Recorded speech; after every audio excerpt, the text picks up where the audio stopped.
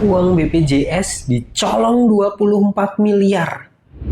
Kok bisa?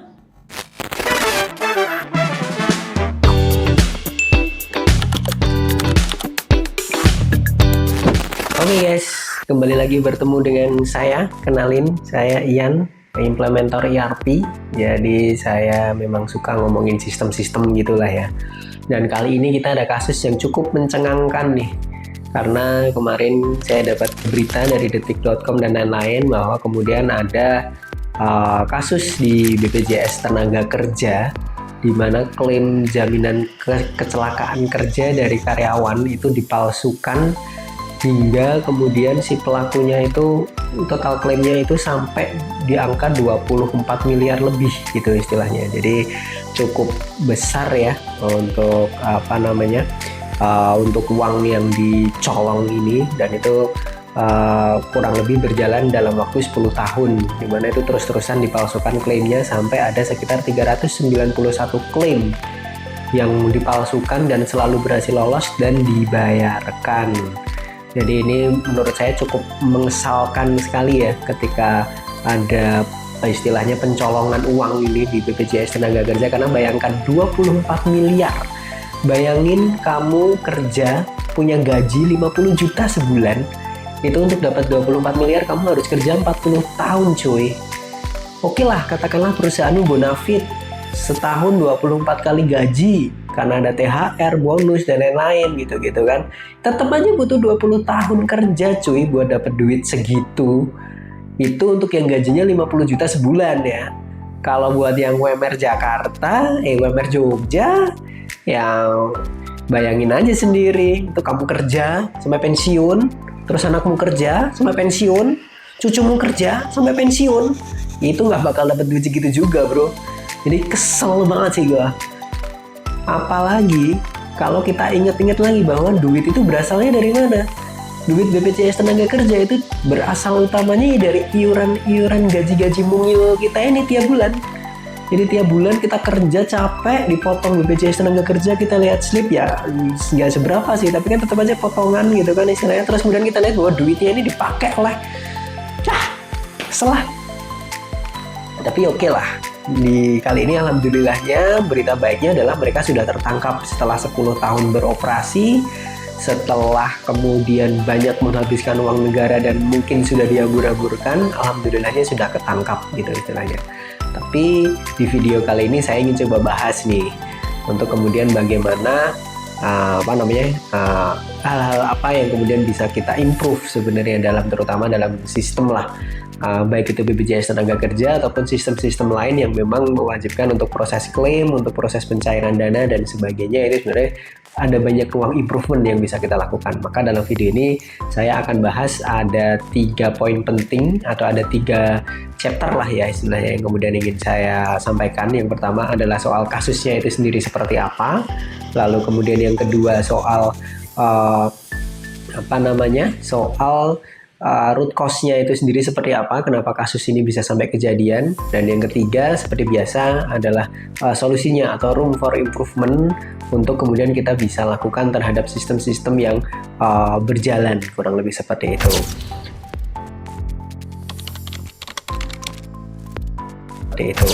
Oke.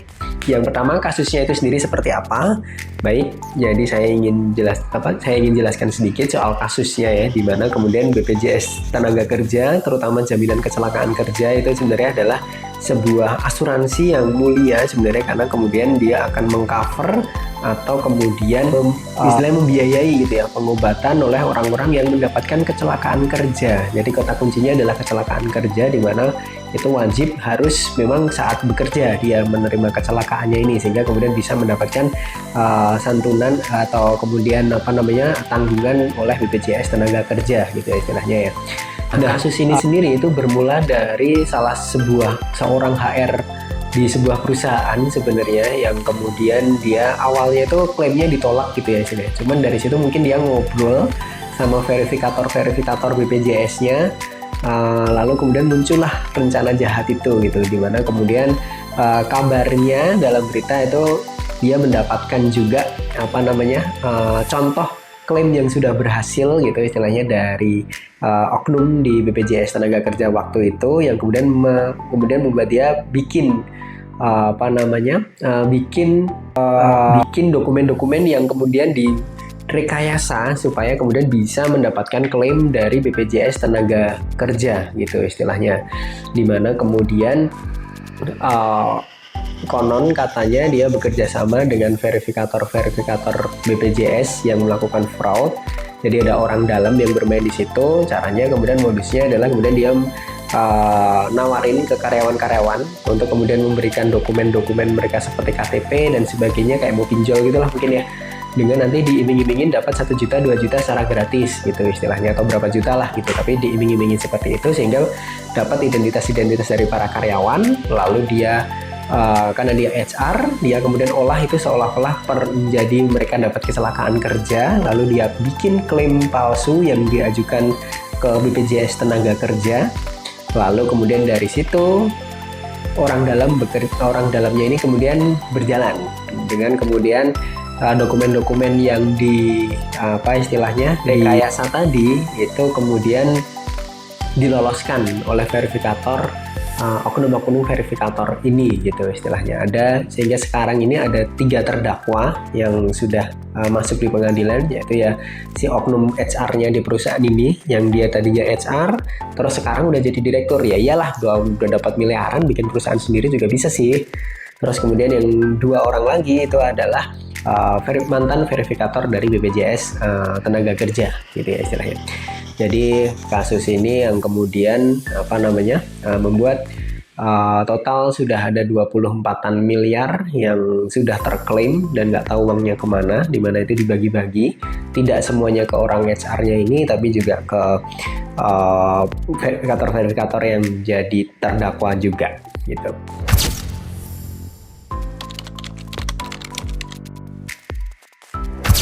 Nah, selanjutnya kemudian bagaimana kita bilang ini root cause-nya, masalahnya yang terjadi di sini gitu istilahnya. Nah, sebelumnya mungkin saya sedikit aja jelasin sistem dari BPJS Tenaga Kerja yang saya tahu ya.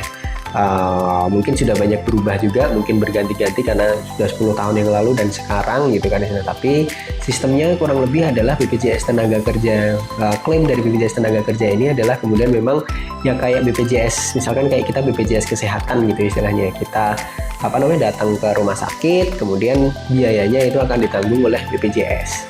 Nah, cuman masalahnya biaya ditanggung oleh BPJS ini ada 2 kemungkinan nih.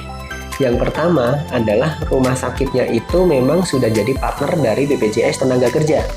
Jadi dia sudah terdaftar sebagai partnernya BPJS Tenaga Kerja, sehingga kemudian proses pembayarannya itu si pasien ataupun perusahaan itu nggak perlu bayar ke rumah sakit itu, karena nanti rumah sakit itu akan menagihkannya ke BPJS Tenaga Kerja, plek ketiplek sama BPJS Kesehatan lah kalau kita biasa berobat dengan BPJS Kesehatan gitu ya.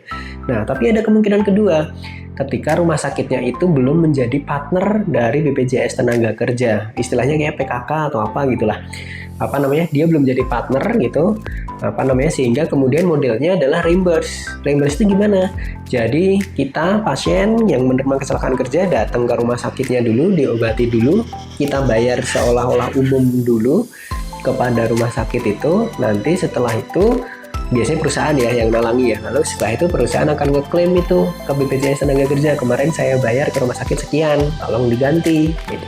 Lalu kemudian dari situ BPJS Tenaga Kerja akan memproses klaimnya, lalu uangnya dikirimkan ke perusahaan untuk menjadi reimburse dari proses klaim dari kecelakaan kerja yang terjadi gitu. Nah, di kasus ini kemungkinan besar, walaupun tidak secara detail disebutkan ya, tapi kemungkinan besar itu kejadiannya adalah pada kasus yang kedua, karena dapat duit kan, dapat duitnya itu pasti ya dari reimburse modelnya, bukan yang rumah sakit, karena sejauh penelitikan dari kasus ini itu tidak ditunjukkan ada kerjasama dari rumah sakit gitu. Jadi duitnya ya yang diterima oleh perusahaan, atau dalam konteks ini adalah orang HR-nya itu gitu istilahnya. Nah, Untuk kemudian kita mengajukan klaim ke BPJS Tenaga Kerja sendiri, itu sebenarnya sudah cukup bagus ya. Three-way matchingnya itu jalan. Jadi setahu saya itu minimal ada identitasnya dari karyawan yang mengalami kecelakaan kerja itu. Terus kedua, absensinya dari perusahaan karena akan dicocokin dia berada di jam kerja atau tidak saat kejadian. Terus ada surat polisi yang menyatakan kecelakaan atau apa gitu ketika itu ada kecelakaan ya. Terus kemudian adalah kwitansi dari rumah sakit, dan mungkin ada surat keterangan lainnya lah gitu istilahnya. Nah itu kan berarti kan sudah melibatkan paling tidak ada 4 pihak nih, ada perusahaan, ada kepolisian, ada rumah sakit gitu ya istilahnya ya. Terus nanti diverifikasi oleh BPJS Tenaga Kerja. Jadi sebenarnya udah 4-way matching atau 3-way matching, udah matching-matchingan lah gitu istilahnya, sehingga kemudian sebenarnya sudah cukup secure untuk bilang bahwa kemudian proses untuk ngeklaim itu juga sudah melibatkan beberapa faktor gitu istilahnya. Nah, yang jadi masalahnya adalah kalau di kasus tersebut juga disampaikan bahwa kemudian beberapa rumah sakit itu mengaku tidak pernah melayani pasien tersebut di beberapa kasus. Cuman nggak tahu apakah semuanya atau tidak ya, karena ada 391 kasus. Apakah semuanya itu yang dibilang rumah sakit adalah semuanya atau sebagian saja, tapi intinya adalah ada kemungkinan itu bahwa memang nggak pernah ke rumah sakitnya, tapi tiba-tiba muncul kwitansinya. Artinya dokumen-dokumen yang diberikan ke BPJS Tenaga Kerja tadi itu kemungkinan besar memang direkayasa, dipalsu, dibikin sendiri. Karena memang kalau dokumen kan sangat bisa untuk dipalsu ya, saat tanda tangannya, saat kop-kopnya gitu kan istilahnya. Jadi surat polisinya mungkin bisa dipalsu, identitas karyawan tadi dia minta, surat absensi pekerja dia orang HR dia bisa bikin sendiri gitu istilahnya. Terus kemudian kwitansi dari rumah sakit juga bisa saja itu dibikin sendiri, tinggal ngopi dari contoh yang ada dia bikin sendiri, dipalsukan, itu sangat mungkin. Tapi sebenarnya kan kalau dipalsukan itu juga orang gampang untuk ketahuan gitu ya istilahnya, sebenarnya sangat bisa ketahuan gitu. Tapi masalahnya ini diverifikasi oleh temennya sendiri, kong kali kongnya sendiri gitu kan istilahnya, sehingga kemudian ya aku yakin pasti kalau yang memverifikasi adalah orang normal gitu akan ketahuan bahwa ini rekayasa gitu. Tapi karena diverifikasi oleh tim yang sudah orang dalam, yang sudah kong kali kong, ya jadi akan diloloskan.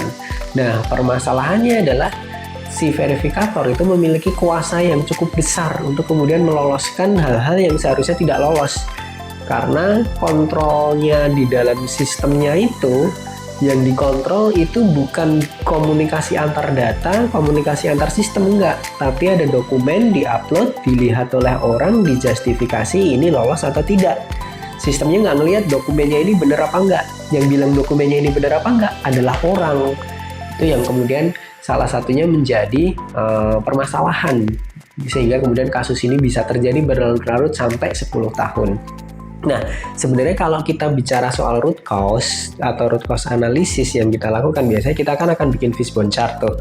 Kita akan melihat ini masalahnya dalam 4M konteks sebuah sistem berjalan, itu masalahnya di mana nih? 4M-nya itu man, mesin, material, method. Nah, dalam kasus ini menurut saya ada semua. 4M-nya itu ada masalahnya semua. Tadi kan man kita bilang masalahnya memang ini ada orang-orang yang nggak untrustworthy, yang nggak bisa dipercaya, yang mengkhianati kepercayaan atasannya dan kita, negara Indonesia, warga Indonesia yang menitipkan duit kita ke BPJS Tenaga Kerja, mereka melakukan fraud. Man-nya jelas bermasalah. Yang kedua soal metodenya sebenarnya sudah cukup kuat. Tapi karena yang tadi yang dicek adalah dokumen justifikasi dari orang, bukan data to data, jadi ada masalah di situ. Yang itu juga berpengaruh ke mesinnya.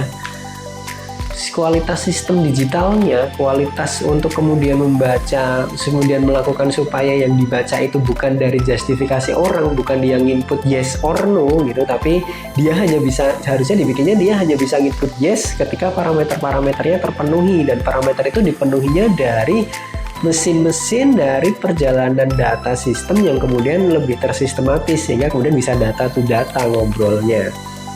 Nah itu nggak terjadi, makanya kemudian mesinnya juga bermasalah. Materialnya, apalagi materialnya yang digunakan adalah dokumen. Dokumen itu nggak bisa dibaca secara tepat oleh sistem gitu istilahnya. Apalagi yang tulisan tangan, kita bisa bilang, oh nanti bisa OCR, oh apa namanya, zaman dulu belum ada AI ya, oh kita bisa dokumen apa, sistem bisa ngeliat ini dokumennya sebenarnya bener apa enggak gitu istilahnya. Tapi zaman dulu nggak ada, sehingga yang menjustifikasi adalah orang. Makanya materialnya karena tidak ada data digital yang diversuskan, matchingnya itu jadi matching-matchingan karena semuanya bisa di-override oleh ketika orang bilang ini dokumennya bener. Itu yang kemudian menjadi masalah lah menurut saya, yang kemudian menyebabkan kasus ini bisa terjadi sampai 10 tahun dan tidak diketahui. Walaupun disclaimer ya, angka ini sebenarnya bagi istilahnya in BPJS/TK Defense juga, ini angka ini itu juga nggak gampang untuk ditemukan kasus-kasus ini. Kenapa? Karena kan tadi saya bilang kan 24 miliar hilang dari 391 klaim yang terjadi selama 10 tahun. Nah, dalam waktu 10 tahun, BPJS itu paling nggak itu ada 2 juta klaim yang diurusin. Karena setahunnya mungkin sekitar 200.000 klaim yang kemudian dimasuk dan diurusin gitu ya. Artinya 391 dibanding 2 juta itu sekitar nggak nyampe 0,02% bro. Sekitar 0,0196 something lah. Yang artinya kemudian memang kalau ngomong material ini nggak material nih gitu. Angkanya itu kecil banget gitu istilahnya. Begitupun dengan nilainya. Nilainya juga sama, 25 miliar itu memang gede buat kita, buat orang-orang bergaji mungil ini gitu kan ya. Tapi buat BPJS tenaga kerja itu paling nggak dalam 10 tahun itu klaim yang mereka layani dan keluarkan uangnya itu bisa sampai 20 triliun. Jadi gede banget. Again itu nggak nyampe 0,02%. Sekitar 0,01% something lah. 0,012% kalau untuk yang nilainya gitu. Artinya kan kalau dalam sudut pandang laporan keuangan, auditor itu nggak akan lihat karena itu nggak material tuh angka segitu gitu kan istilahnya. Jadi memang kecil gitu istilahnya, memang kecil. Cuman sebenarnya kan ini terjadinya, kasusnya terjadi selalu di Jakarta nih, di kantor wilayah Jakarta. Jadi sebenarnya mungkin di kantor wilayah Jakarta presentasenya nggak sekecil itu, bisa jadi cukup gede. Cuman karena tadi gate-nya itu pintu masuknya itu memang ada celahnya gitu istilahnya. Terus yang kedua menurut saya juga data yang sudah ke-paid itu dianggapnya udah selesai nih, masalah kita udah selesai gitu. Padahal sebenarnya data yang paid, data klaim-klaim yang sudah dibayar itu jadi harta karun kita untuk menganalisis berbagai macam. Tapi salah satunya juga potensi-potensi fraud itu. Ada nggak data yang anomali? Ada nggak data yang polanya selalu sama? Misalkan kan ini bisa kelihatan nih, kan 291 kasus 24 miliar dalam 10 tahun, katakanlah kemudian dalam setahun itu ada sekitar 30-an klaim yang diajukan gitu kan. Artinya sebulannya itu sekitar 2-3 klaim gitu. Kan pasti satu perusahaan yang sama ngajuin terus-menerus diajuin gitu-gitu kan.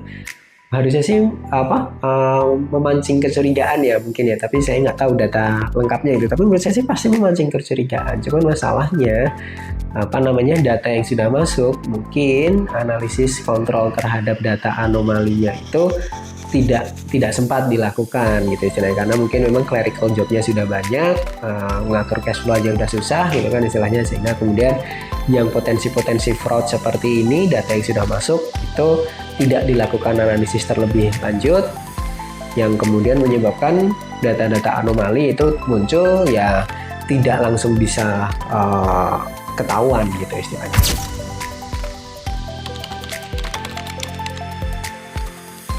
Nah, dari situ kemudian kita masuk kepada solusinya menurut saya, yang kemudian secara sistem di sini, secara secara sistem itu bisa kita improve lah sebenarnya, untuk kemudian supaya fraud seperti ini makin kecil kemungkinannya untuk terjadi gitu istilahnya. Nah, yang pertama adalah soal gate-nya. Kalau soal integritas orang, udahlah ya. Kita sebenarnya bisa bilang bahwa solusinya adalah ya karyawan-karyawannya jangan ada yang fraud gitu istilahnya. Cuman kalau kita bicara soal sistem, soal kontrol, kita harus selalu bertanya, kalau dia fraud, sistem ini bisa menghalanginya nggak? Selalu kayak gitu. Memang jadi kalau di Indonesia kan praduga tak bersalah gitu ya, karyawan pasti baik gitu. Tapi kalau di dalam sistem kita kan bilangnya praduga bersalah. Kalau dia jahat, kita bisa halangi nggak? Nah, gate-nya atau kemudian pintu masuk atau input di dalam sistemnya itu sebenarnya kita bisa improve sebenarnya. Alih-alih dari kemudian kontrol, kan sebenarnya kalau kita mau ngomong kontrol itu selalu ada maker, checker, approver gitu ya. Nah, sepertinya dalam kasus ini checkernya kekuasaannya checker itu terlalu besar karena dia bisa mengoverride yang harusnya nggak lolos jadi lolos, misalkan seperti itu. Nah, kontrol besarnya sebenarnya kemudian adalah proses checkernya itu tidak hanya dilakukan oleh manusia, tapi juga oleh sistem. Yang kemudian paling gampangnya kita bicara adalah jangan datanya ini jangan dokumen to dokumen yang dijadikan kunci gitu, tapi data to data digital to data digital. Itu kemudian akan menyebabkan sistem akan bisa ngecek, sistem akan bisa bilang ini tidak bisa, walaupun verifikatornya mau bilang bisa, dia nggak bisa tuh, karena data di sistem bilang ini nggak sama.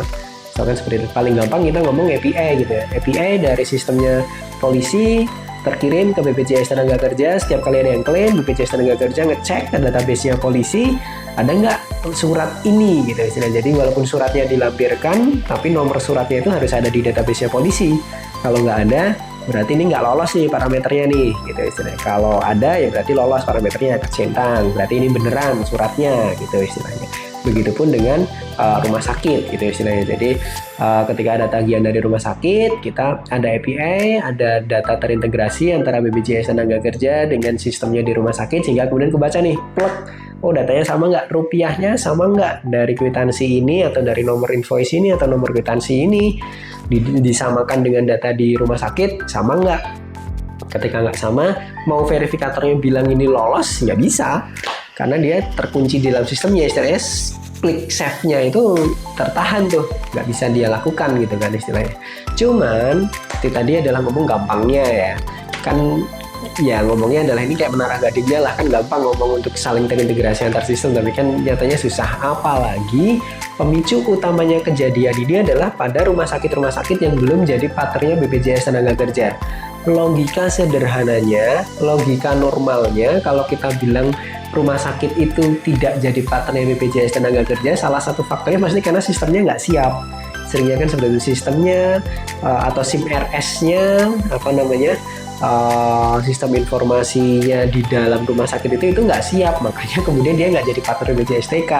Artinya kalau kemudian aku bilang API dan tadi itu sama aja nggak applicable untuk rumah sakit itu gitu kan, karena besar kemungkinan sistemnya belum siap nih untuk integrasi gitu kan istilahnya. Nah, kita bisa ambil cara lain yang kemudian mungkin salah satu bentuk realnya yaitu kemudian mungkin adalah proses konfirmasinya itu tidak lisan antara verifikator dengan orang-orang itu gitu, tapi antara sistem dengan pihak-pihak itu. Bagaimana maksudnya? Jadi misalkan kemudian dari ketika ada klaim masuk, itu kan akan ada datanya tuh, rumah sakit ini, nomor WA-nya ini, karyawan ini, nomor WA-nya ini, polisinya mengeluarkan ini, nomor WA-nya ini, misalnya katakanlah polisi nggak kita hitung lah ya, agak beda lah ya.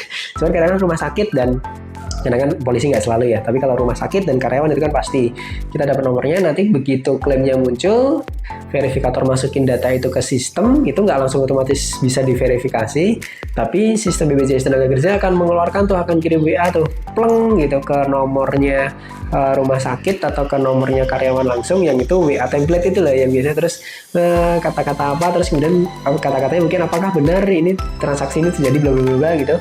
Terus ada pilihan ya dan tidaknya untuk balas WA-nya tersebut. Ada yang bisa diklik gitu kan, atau ngetik juga sama aja sih. Sistem akan bisa baca bahwa oh iya, ini iya. Sehingga kalau diklik iya, baru kemudian ini parameter pertama terpenuhi.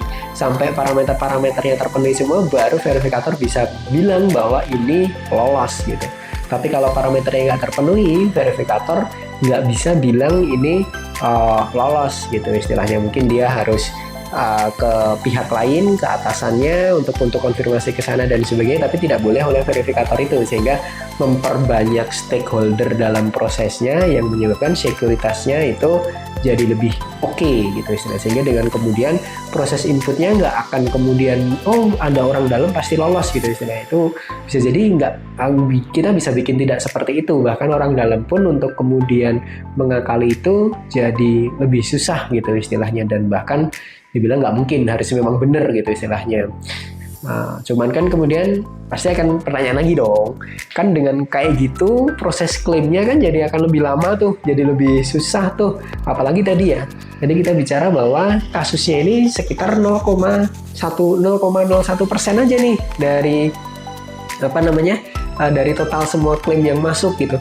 Masa gara-gara benerin 0,01%, yang lain yang 99,9% lain yang sebenarnya benar jadi harus dipersulit juga untuk proses klaimnya, padahal sekarang klaimnya SLA-nya pun udah mungkin masih banyak komplain juga lama gitu. Misalkan saya nggak tahu, kebetulan alhamdulillah nggak pernah ngeklaim JKK gitu, tapi kan bisa saja jadi tambah lama gitu istilahnya. Jadi kenapa yang lain jadi harus susah gitu. Nah, untuk proses pengetatannya seperti ini itu kemudian sebenarnya dari BPJS Tenagakerja atau perusahaan manapun sebenarnya juga bisa kemudian mengkategorisasikannya. Misalkan dari stakeholder-nya kan udah jelas, ada perusahaannya, ada rumah sakitnya, terus BPJS Tenagakerja gitu istilahnya.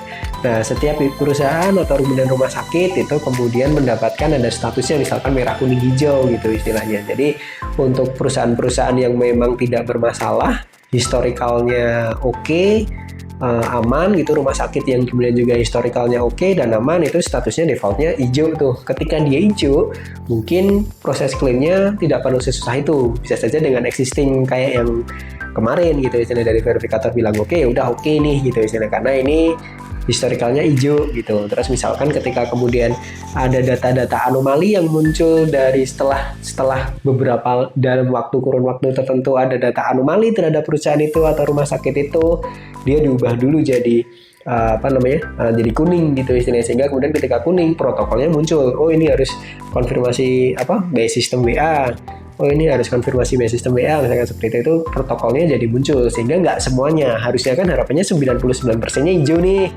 cuman 1% aja yang kemudian kuning atau bahkan merah. Biasanya merah yang memang sudah ada kasus fraudnya nih, dia akan merah dulu, nanti kalau udah 6 bulan tidak pernah ada kasus lagi mungkin jadi kuning, terus sampai jadi hijau gitu. Jadi kita kategorisasikan sehingga kemudian tidak gebiah-uyah gitu istilah, jadi tidak bakar hutan untuk kemudian kebetulannya gitu, tapi tetap ada protokol-protokol yang kemudian ke launch ketika kemudian memang ada indikasi atau potensi fraud gitu, sehingga harapannya nggak perlu nunggu 10 tahun nih sampai ketemu gitu istilahnya. Nah, itu tadi dari cara inputnya. Tentu saja pasti masih banyak diskusi sebenarnya yang bisa kita lakukan ya untuk kemudian detailnya seperti apa gitu istilahnya. Cuman itu menurut saya salah satu opsi yang kemudian bisa kita lakukan gitu istilahnya untuk menghalangi inputnya. Tapi memang kalau kita bicara fraud, kemungkinan fraud tidak pernah sistem itu diklaim bisa 100% menghentikan fraud. Karena bahkan kalau teman-teman lihat di Indonesia ada ISO namanya, ada standar internasional standar namanya ISO 37001. Itu adalah standar untuk istilahnya untuk itulah ya. Intinya adalah untuk bahwa tidak ada korupsi gitu istilahnya. Tapi nyatanya kan korupsi tetap terjadi gitu kan istilahnya. Jadi tidak ada sistem yang bisa mengklaim dirinya 100% bisa menghalangi fraud. Tapi memang input ada batasan-batasan yang kemudian menyebabkan potensi fraud itu tetap ada. Tapi sebenarnya setelah itu yang penting, setelah itu monitoring atau kemudian analisis data yang sudah masuk sehingga bisa mendeteksi fraud-fraud yang muncul. Itu yang sebenarnya cukup penting. Jadi misalkan tadi 391 kasus, itu kan pasti sebenarnya kalau kita lihat datanya pasti ada cabangnya, ada kemiripannya, ada polanya yang kemudian bisa dilihat dari data-data yang sudah masuk. Ada networknya dan sebagainya, yang data yang sudah masuk itu yang sebenarnya bisa dianalisis untuk kemudian menjadi alert, menjadi trigger untuk kemudian misalkan internal auditor masuk ngecek lebih drill down lebih kepada istilahnya pola yang mencurigakan ini gitu istilahnya, atau angka yang mencurigakan ini gitu, atau enggak internal auditor mungkin apa ya, oh kata Pak Prabowo, tim ad hoc untuk meneliti 30 tahun ke belakang. Enggak, ini maksudnya untuk meneliti angka yang mencurigakan ini, kita cari nih apa namanya, data apa gitu, di detailin lebih lagi, didetailin lebih lanjut gitu istilahnya, untuk kemudian bisa menemukan fraud yang memang sudah terjadi tapi bentuknya mumpung masih kecil nih, sehingga kemudian kita bisa cegah untuk itu menjadi lebih besar.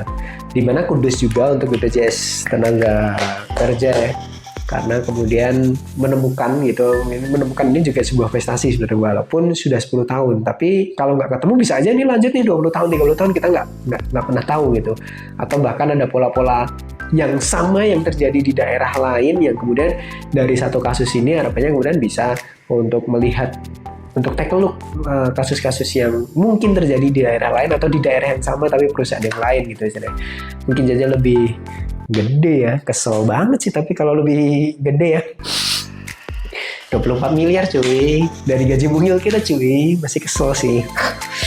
Oke lah, mungkin seperti itu aja kali ya untuk pembahasan video kali ini. Mudah-mudahan bermanfaat buat rekan-rekan, atau mungkin bisa menjadi inspirasi untuk bikin sistem-sistem lain, atau kalau mau bikin ERP bisa hubungi saya. Oke, mungkin seperti itu saja dari saya. Adios.